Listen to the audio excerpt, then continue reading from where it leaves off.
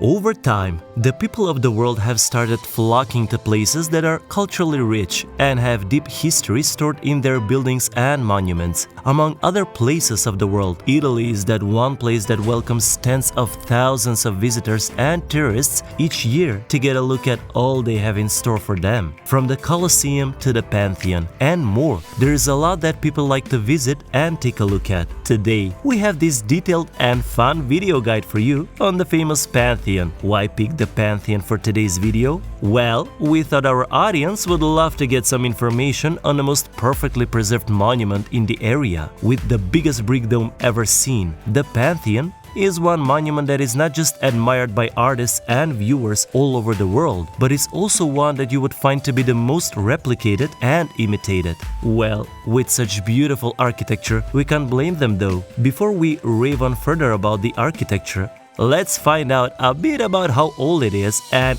when it was built. Creation of the Pantheon. When we think of the name, to better understand it, let's break it down. Made from Greek words, the Pantheon breaks down to pan and theon, which equals everything divine. Sounds majestic, right? This is the place that has been known to have tons of various Roman legends associated with it. It is said that here Romulus, the founder of Rome, was taken by an eagle and fled into the skies. Built in the years 25 to 27 BC, the Pantheon was the artwork of the famous Agrippa. Marcus Agrippa was the prefect of Augustus, who used to be an emperor. Unfortunately, what you and I see today when we view the Pantheon is not how it looked after its construction was completed the first time. It is said that the entire building went through tons of restructuring after there was a fire. But unfortunately, once again, the lightning hit the place and it caught fire. As a result of this, there was more need for rebuilding, which was done by Emperor Hadrian. Purpose of the Pantheon.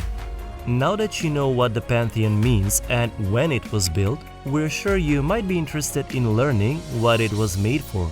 Well, this stunning building and monument were made like a temple for the Roman gods. Do you remember us telling you that the word pan means everything in Greek? Well, that same every applies to the gods as well. This was designed as a temple for each and every Roman god out there. Today, however, the purpose of the place has been changed a little. When back then it was dedicated to the Roman gods, today it functions well as a church and as a tourist destination as well. According to reports, it is known that around 7 million people go to Italy to visit the famous Pantheon each year. What was originally supposed to be a pagan temple was later on in 608 AD converted into a Catholic church.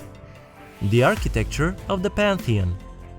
The architecture of this place is undoubtedly the fanciest and most important part. To put it simply, let's start with the structure of it. When we look at it, what we see is a huge series of different arches that are intersecting each other.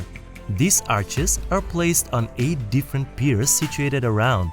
Coming to the famous dome of the Pantheon, it is supported by some more arches that run horizontally around the dome, adding to its support and its aesthetic appeal. The Romans were also very particular about the construction and put a lot of thought and effort into it. They decided to use lighter material on the top of the dome so that it may not topple down, and heavy material near the base to stabilize it. Lastly, the lightest material of them all, pumice, was used to put a ceiling on the dome. It is said that the wooden scaffolding method might have been used in its construction, which would have been quite expensive back then.